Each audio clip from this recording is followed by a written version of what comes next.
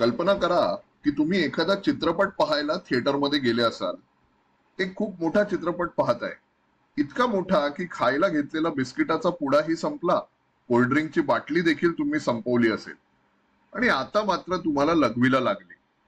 त्यात तुम्ही चित्रपटाच्या अशा दृश्यावर आहात की त्यामध्ये कितीतरी लोक एखाद्या अवाढव्य जहाजामध्ये अडकलेत आणि ते जहाज बर्फाच्या मोठ्या खडकाला धडकलं.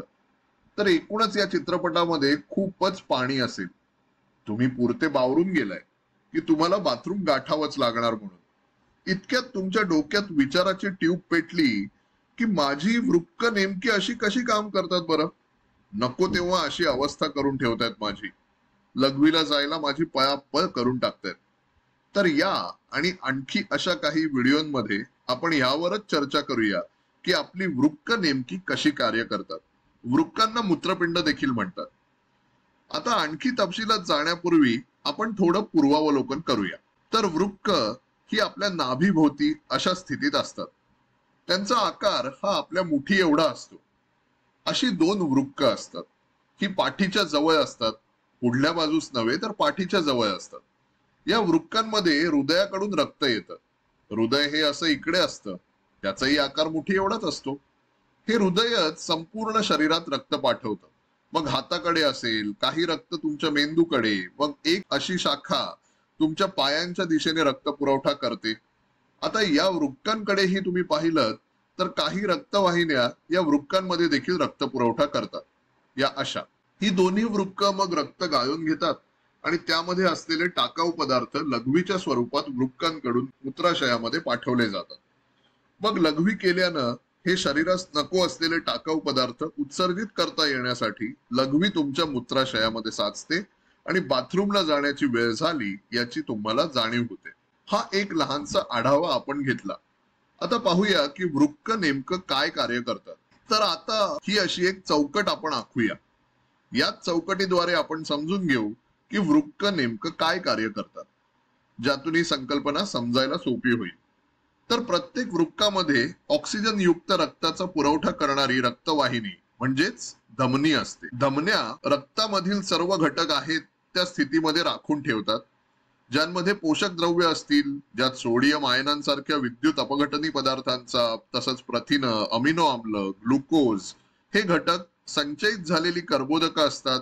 आपलं शरीर असे अनेक घटक वापरतं ज्यामुळे शरीरातील इतर संरचनांचं कार्य चालतं. पोषक द्रव्यांप्रमाणेच तुमच्या धमन्यातील रक्तामध्ये ऑक्सिजनही असतो. तसंच धमन्यांमध्ये टाकाऊ पदार्थ देखील असतात जे शरीरातील पेशीय श्वसनामुळे निर्माण झालेले असतात. शरीरात इतरही क्रिया घडत असतात ज्यातून या टाकाऊ पदार्थांची निर्मिती होते, जे शरीराबाहेर टाकणं गरजेचं असतं.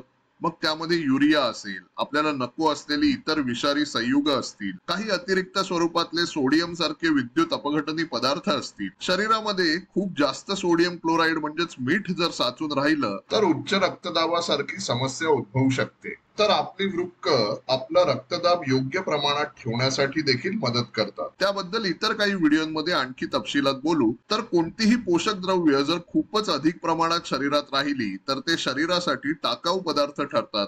हेच एक प्रकारे यातून स्पष्ट होतं. त्यामुळे हे सगळे उपयुक्त घटक शरीरामध्ये खूप जास्त प्रमाणात राहणार नाहीत याची खबरदारी ही वृक्क घेतात. तर धमन्यांमध्ये हे सगळे असे घटक असतात जे वृक्कांमध्ये येत असतात. तर कधीही अशी कोणतीही धमनी जेव्हा तुमच्या एखाद्या अवयवाच्या आत येते तेव्हा त्या अवयवातून रक्त बाहेर नेणारी एक शीर देखील असतेच, जी रक्त हृदयाकडे नेण्याचं कार्य करते. ही अशी या अशा शिरा असतात. तर धमन्यांमध्ये असलेलं रक्त, त्यामध्ये असलेली जी अतिरिक्त प्रमाणातील पोषक द्रव्य असतील ती शिरांमध्ये जाण्यापूर्वी त्यांचं योग्य ते प्रमाण राखणं हे आपल्या वृक्कांचं कार्य असतं. इतर सर्वच अवयवांचं कार्य नीट होण्यासाठी पोषक द्रव्य ही अशी वृक्कांमध्ये राखून ठेवलेली असतात. ऑक्सिजन जसा शरीरातील सर्व क्रिया पार पाडण्यासाठी आवश्यक असतो तसंच वृक्कांमध्येही त्याची आवश्यकता असते. वृक्कांमधून असा ऑक्सिजन जाईल, थोडाफार असा वृक्कांमध्ये वापरला जाईल, काही प्रमाणात शिरांमार्फत बाहेर सोडला जाईल. कारण तसेच करूनच ऊती राखता येऊ शकतील. तर मग हा ऑक्सिजन जसा वृक्कातून वापरला जाऊन बाहेर जाईल तेव्हा त्याचं प्रमाण कमी असेल.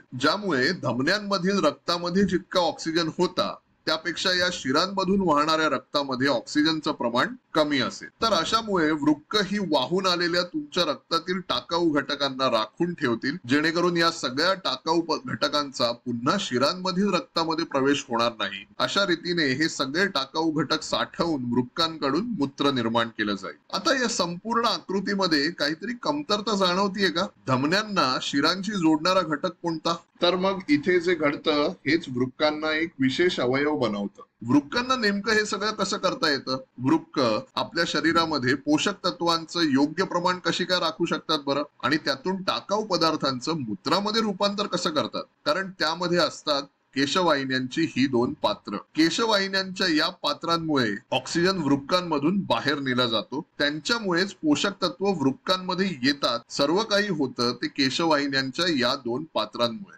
कारण ती धमन्या आणि शिरांना अशी जोडतात. हे असं एक केशवाहिन्यांचं पात्र आणि खाली हे एक असं केशवाहिन्यांचं पात्र, जे असं हे इकडे धमन्या आणि शिरांना जोडतंय. ही दोन्ही पात्र वृक्कांमधील ऊतींना रक्तपुरवठा करण्यासाठी एकत्र काम करतात. तसंच ही गोळा केलेली पोषक द्रव्य आणि हा ऑक्सिजन शिरांमार्फत शरीरातील इतर ठिकाणी वापरासाठी पाठवला जातो. या केशवाहिन्यांच्या 2 पात्रांना अत्यंत खास अशी नावं आहेत. पहिलं म्हणजे ग्लोमेरुलस केशवाहिन्या आणि दुसरी पेरिटिब्युलर केशवाहिन्या. वृक्कांकडून गाळून घेतलेल्या पोषक द्रव्यांना गोळा करण्यासाठी या 2 केशवाहिन्या जबाबदार असतात आणि त्या प्रक्रियेबद्दल आपण पाहणार आहोत पुढील काही व्हिडिओमध्ये.